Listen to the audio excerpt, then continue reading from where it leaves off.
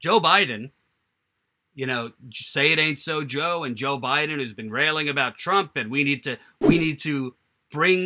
we need to bring back the Democratic leaders. We need to have a Democratic president. The Republican Party is awful and awful and awful. Well, Joe Biden apparently during the midterms, it's got $200,000 for a speech to basically praise a Republican over his Democratic opponent. Does that sound surprising to you? This from the New York Times, and I was very, very shocked. Very, very shocked.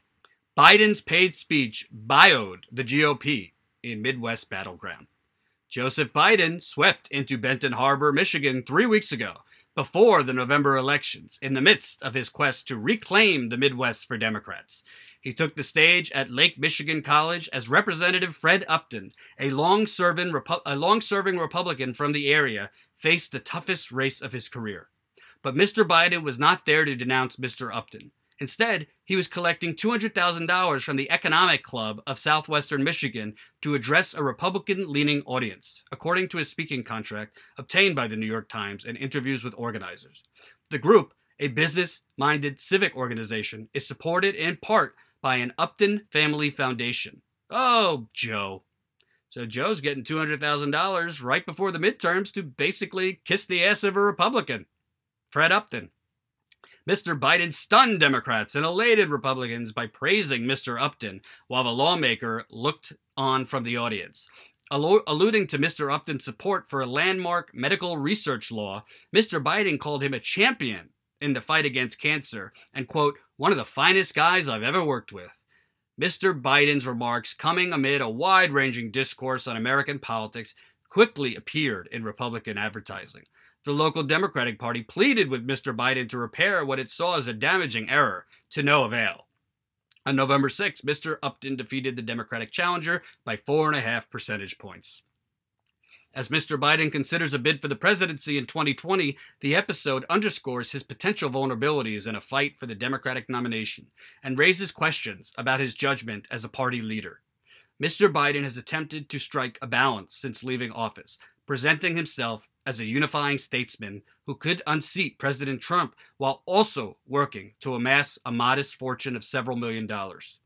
But Mr. Biden's appearance in Michigan plainly set his lucrative personal activities at odds with what some Democrats saw as his duty to the party, linking him with a civic group seen as tilting to the right and undermining Democrats' efforts to defeat Mr. Upton, a powerful lawmaker who in 2017 helped craft a bill to repeal the Affordable Care Act. Oh, that Affordable Care Act that Joe Biden said, remember that? This is a big fucking deal.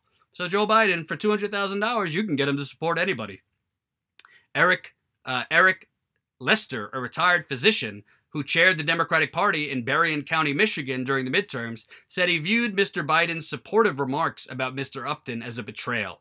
Mr. Lester, who attended the speech, said he had confronted an aide to Mr. Biden in the hallway, telling him the former vice president had badly damaged the Democratic cause. Quote, it just gives Fred Upton cover and makes it possible for him to continue to pretend to be a useful bipartisan fellow, Mr. Lester recalled saying, adding, quote, I entered the hall with positive feelings about Mr. Biden and felt very frustrated.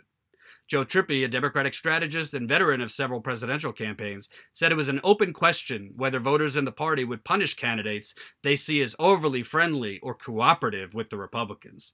He suggested that could be one of the defining pressures for Mr. Biden if he announces his candidacy. But he's a Democrat! And by the way, it's not just Biden who has basically abandoned fellow Democrats. The great white hope, Beto O'Rourke. This again from the New York Times. Beto O'Rourke refused to endorse Gina Ortiz Jones, a history-making congressional candidate, gay, Filipino-American, and Iraq War veteran, who was hoping to turn a majority Hispanic district blue, a really special person. So Beto O'Rourke refused to endorse Miss Ortiz Jones because he did a road trip, a broadcasted road trip on the internet in 2017 with Republican Congressman Will Hurst. So Beto hasn't been too, bending over for the Democratic Party either. But what's so interesting about this? Bernie Sanders, who went out of his way, he endorsed Hillary Clinton. He went all around the country campaigning for Hillary Clinton, biting his tongue and probably giving himself ulcers in the process to have to verbally endorse someone he knows is very, very corrupt. But Bernie Sanders is attacked for the election of Donald Trump.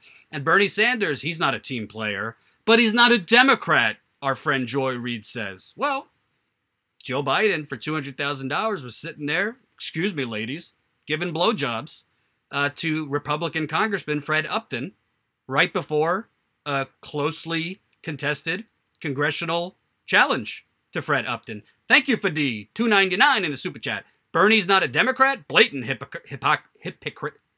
Blatant hypocrites. Yes. But what's so unreal about this is the fraudulence of it all. They don't care that Bernie's not a Democrat. They don't care that Joe Biden is doing this. They wouldn't care if Joe Biden was doing this if it didn't affect their moneyed interest. So Joe Biden doing this for $200,000, the Democratic Party, all right, well, he's not doing the right thing, but, that's just how the system works. He needs to make, $200,000. God bless you, Joe. You think Joy Reid is going to be tweeting about this and attacking Joe Biden for doing this?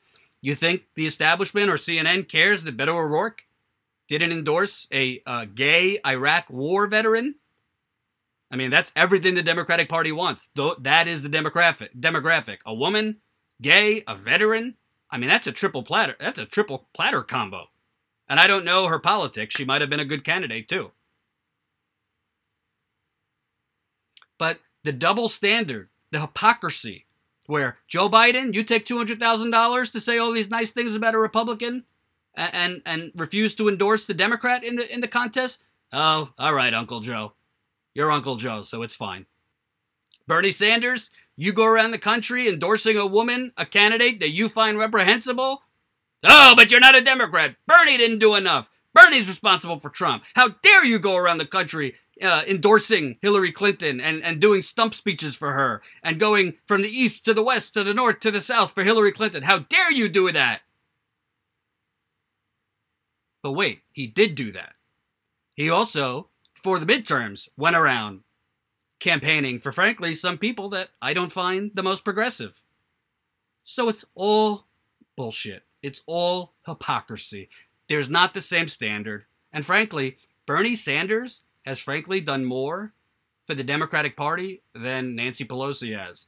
Bernie Sanders is the only reason millions and millions of young people have awoken to even care about politics and even be potential Democratic Party voters. It's the Democratic Party screwing it up because the Democratic Party isn't giving those young people reason to vote for the Democratic Party. Anti-Trump, not enough. Trump is the Antichrist, not enough. But I got to tell you, between Joe Biden moonwalking away from, well, there's some things I would like to do. I would like a do-over for on criminal justice reform. I didn't always do the right thing. That's an understatement. Why don't you go tell all the black people in jail right now because of you, Joe Biden, and Bill Clinton, and Hillary Clinton. Oh, I made some mistakes as they're, facing down life in prison for nonviolent offenses. I just made some mistakes. It's like Dick Cheney or George W. Bush. Well, obviously we do some things differently.